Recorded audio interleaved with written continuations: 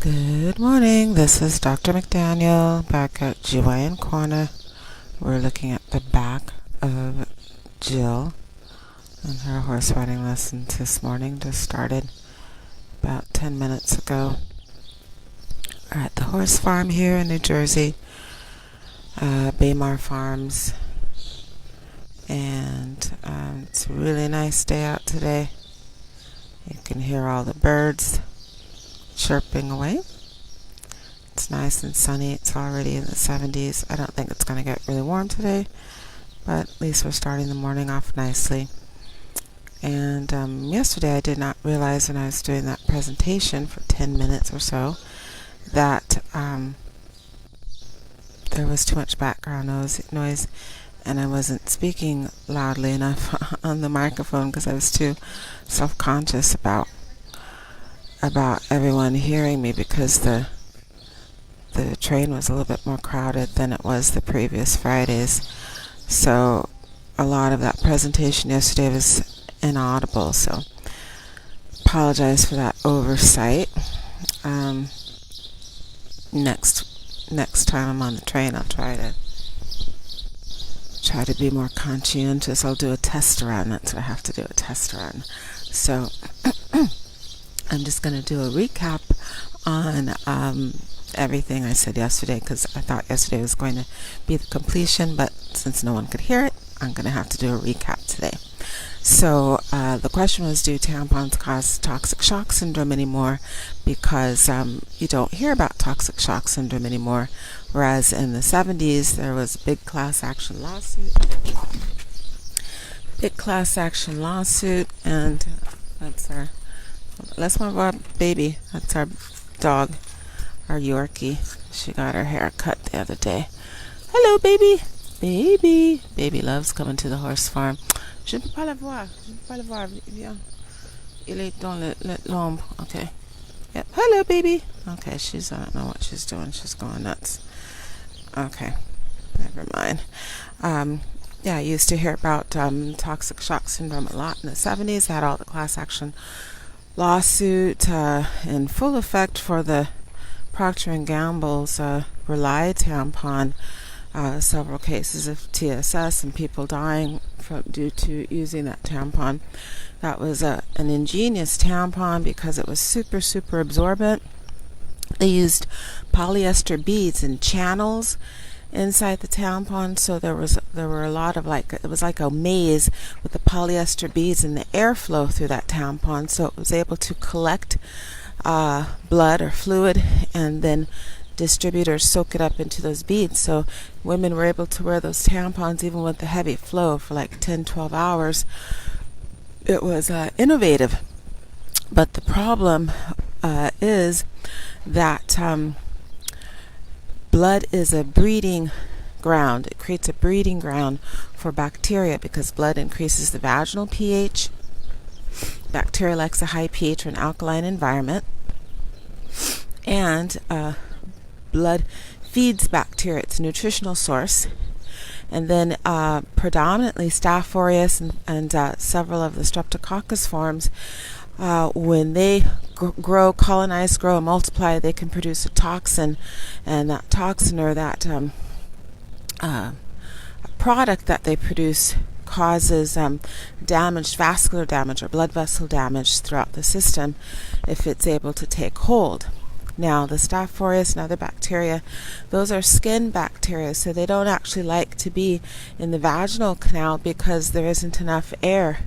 They're skin, so they're bacteria that require air to really grow, and they're stunted in the vaginal vault because there usually is not any air circulating in the vaginal vault. But because that tampon it was designed with air channels, it increased the airflow in the tampon, so it was as they call it, a perfect storm to allow the production of toxic shock syndrome to occur. So based on the research, the main issue was time.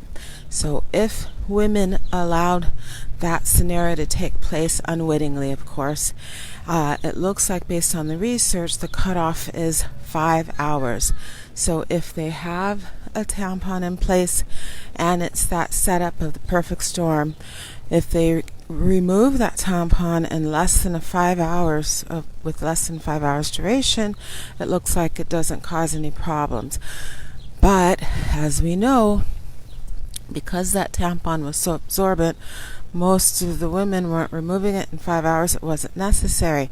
They were keeping it in place for 10, 12 hours, and they were getting TSS. So toxic shock syndrome is a collection of maladies, or a collection of medical problems that occur due to the production of that toxin, which is now called toxic shock syndrome toxin, that causes vascular or blood vessel damage due to those bacterial strains. And the sine qua non, or the main thing you have to have before you can diagnose someone as having that syndrome, is you have to have the rash. So it's a very what we call erythematous, or a bright red lobster looking rash. Fine bumps, and they're not really bumps, they're more like polka dots. And the defining factor is, I'm going to give you guys a shot of nature now. The defining factor is that people or women who have TSS, they have that rash, the fine bright red polka dotted lobster rash. They have that on the soles of their feet and the palms of their hand. So it's a diffuse, complete, all over body rash. And in addition to that, they'll have a general feeling, of course, of malaise. So they'll feel ill. They'll have a high fever, usually 106, 107, high fever. And what will because it damages the blood vessels, what happens is they have the fever, they feel ill, they have nausea, vomiting, headache, fever, chills, and then the rash. It starts to damage the small blood vessels throughout the body. As it damages those blood vessels and takes hold, you get decreased blood flow to the peripheral to the extremities and to the organs. And with that decrease in blood flow, those areas that don't get the blood flow, they start to die off. So pain, and then death of those areas. So you start to have multi-organ failure, liver failure, kidney failure. Everything starts to shut down. They will usually, if it progresses, it's not caught, they'll go into a coma, because of course they're having decreased blood flow to the brain and the brain stem. Fingers, toes, and then hands and arms and legs start to necrose, so they'll get gangrene and they're going to die. So the toxic shock syndrome is very rare now. The CDC says it's about 1 in a million people will get toxic shock syndrome, but a lot of the research says it's between 1 to 17 out of every 100,000 will get it. And then the diversity, or the variety of manifestations, if it's caught early, it can be treated and the person can do very well. So if it's caught early means as soon as there's any question of a fever and a rash, and they know that they have a tampon. Now the catch is, the majority of cases of toxic shock syndrome nowadays are not occurring in women with tampons. They're occurring with other cuts, or what we call a portal of entry. So any other way that someone can get a nick to allow bacteria to enter their body, those are the major sources of toxic shock syndrome, or major cases now. So if someone cuts their arm or leg, as I said, Staph aureus and a lot of the streptococcal strains, those are mostly skin bacteria. So they get into the body or into the bloodstream through skin. With the outward infection, it has to be a cut or a tear or an ulcer. Like say they're ill, they have a decubitus ulcer or something, or they're working outside, they cut their hands, cut their legs. the thing with the tampons is that the vaginal tissue, vaginal vault, vaginal tissue is very, very absorbent. It's highly absorbent. So you don't need a cut or a tear for that bacteria to enter, because that the mucosal membranes, what we call that, is so absorbent. Just the presence, the overwhelming presence of that bacteria sitting in the vaginal vault allows for it to get highly absorbed, easily absorbed into the tissues and then into the bloodstream. So that's the catch with the vaginal system, and why, if one gets that bacteria, why it so easily gets into the bloodstream, into the system, and can cause problems. Now, needless to say, but I will say, there have been multiple cases of people getting their legs cut off, arms cut off, etc., because they went too late to get evaluated for their symptoms, or because they were found comatose, or comatose, or had collapsed somewhere. So the key to prevention, that's always the question, how do you prevent something so horrific? The key is very simple. Now, they did take that tampon off the market, but that was just because of all the bad PR. Because any tampon can potentially produce, I'm going to let you guys see the horse riding. Any tampon, there we are. Any tampon can potentially produce toxic shock syndrome if left in the vaginal vault long enough, and if air is allowed to circulate. So that's the key. The recommendation is to remove tampons or to exchange them every 4 to 5 hours. That's the key. But if air circulates in the vaginal vault or in that tampon, because of the way it's been formulated or created, it can produce TSS if left there long enough.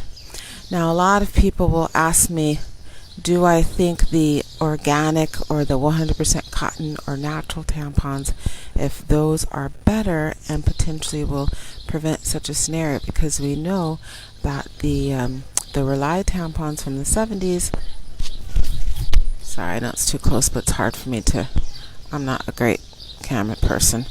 Let me back this up. We know that that was made out of polyester, so a lot of the selling point for the tampons nowadays is that they are 100% organic or cotton, something like that. The catch is, it doesn't matter what the material is. They've done a lot of research on this over the last 40 years or so, and the 100% cotton tampons, the organic tampons, even though it seems just intuitively seems that it would be better for you if you don't have chemicals and synthetic material sitting in such a highly absorbent vaginal vault in your body like that. The reality is it doesn't make a difference as far as that infection goes. They've grown toxic shock toxin from bacteria on the 100% organic cotton tampons. So unfortunately, the material itself does not prevent a woman from getting TSS.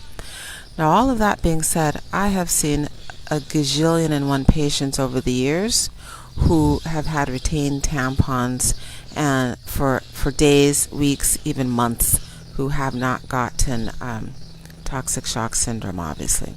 I have one patient who I think will go down in history because she was a young woman, about 23, 24, and she came in for a horrible odor.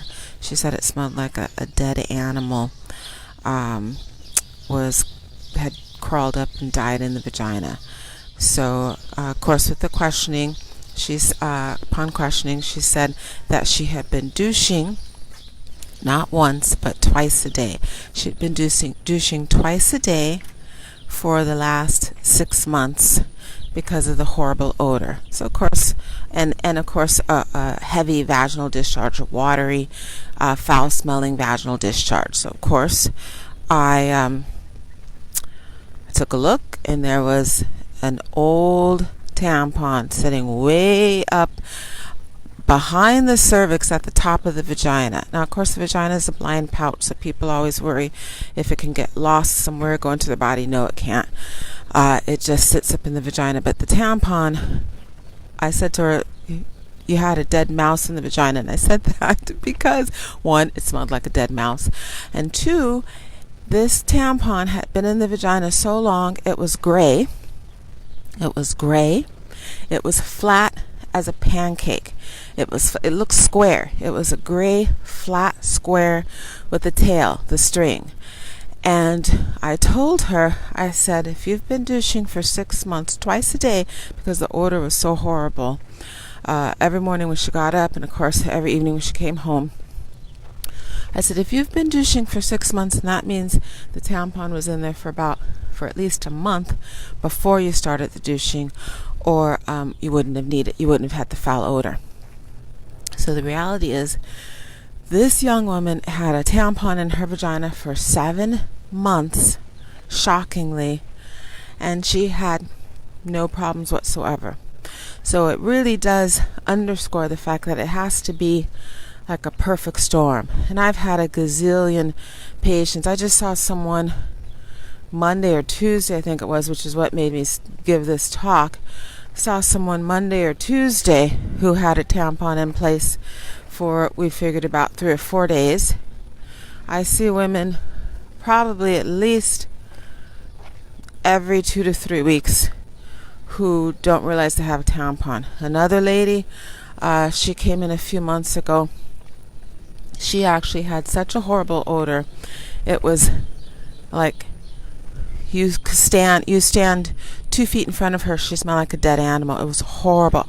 I knew when she had gone to the restroom, and when I passed the restroom, the odor was fulminating from the restroom. It smelled like, 5 dead cats.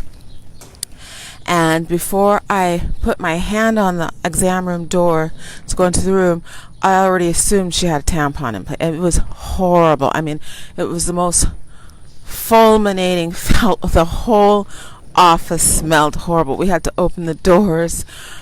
We only have one window that opens. We opened the one window.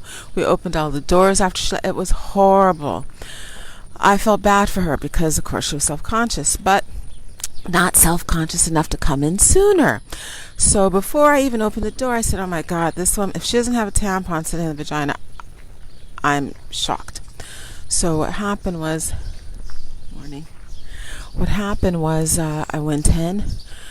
I think it was the fastest interview. I usually get a whole bunch of background information. Okay, what's happened since last we met? Medications, blah, blah, blah. Let me check your vitals. Are you taking something? I didn't ask anything. I go, okay, what are you here for today? She's like, yeah, I think I have a bad odor. I'm really self-conscious. She's walking around with a can of Lysol in her purse. She goes, I'm so self-conscious. I'm going to show some of these horses. She told me she's so self-conscious that she was walking around with a can of Lysol in her purse. And I said, why? She goes, I feel like the people I work with, I feel like if they go into the restroom after me, it smells bad. I'm embarrassed. She goes, I feel like I have an odor. And I said, okay, because of course she did. She smelled horrible. But, if you're walking around with a can of Lysol in your purse because you need to spray with Lysol, and of course Lysol does nothing. It just makes it smell horrible. I could understand if she had like a strong can of air freshener, but she had a can of Lysol. It just smells like dead animal with Lysol sprayed around it. It doesn't mask or take away the odor. You can still smell it. It was bad. So, of course, I put the speculum in. Big old fat tampon sitting in there, and she said, I'm sorry, I'm on my cycle, but I just feel like since the menstrual period started, it's been worse. It's just been really, really strong. Well, of course, as we all know, yes, it will be really, really strong once the menstrual period started, because that blood is feeding the bacteria. So naturally, I told her she had a tampon, and when I asked her how long she thinks she's had the bad odor, she said maybe 2 months or so, she thought it was going to go. 2 months, she thought it was going to go away, but it just got worse. And she said, you know what? She goes, I just started wearing tampons 3 months ago. I've been wearing pads. She goes, but I thought, let me try tampons. So she just started wearing tampons 3 months ago. I think that tampon had been in there since her first foray into the tampons 3 months ago. So those all underscore the fact that it's very rare for that perfect storm to set up with the tampons, but you don't know if you're going to be that one between 1 and 17 women out of 100,000 who will uncannily have the perfect storm of the super absorbent tampon with the bacteria growing and the air channels or the air getting in to circulate and help superpower and grow colonize the vaginal vault. So the take-home message is it's rare, but it does occur. All you have to do is just practice the best hygiene, which is to change the tampons every 3 to 4 or 4 to 5 hours, even if they're not soaked, and to not sleep with tampons, to put a pad on. They have overnight pads. Put an overnight pad on when you sleep. You won't have any issues. So I hope that's been helpful information on do tampons cause toxic shock syndrome anymore. Today's Saturday. Friday was a washout, but Thursday, I think it was Thursday and maybe Wednesday, I have more detailed information also on the background and the intro for toxic shock syndrome with respect to is it a risk with tampons. So I hope everyone's enjoyed that presentation. Have a great rest of the weekend, and I'll be back tomorrow from home to continue GYN Corner presentation on all things health related for women. I'll sign out with that horse sound, the horse neighing. Have a great day. See you tomorrow. Thank you.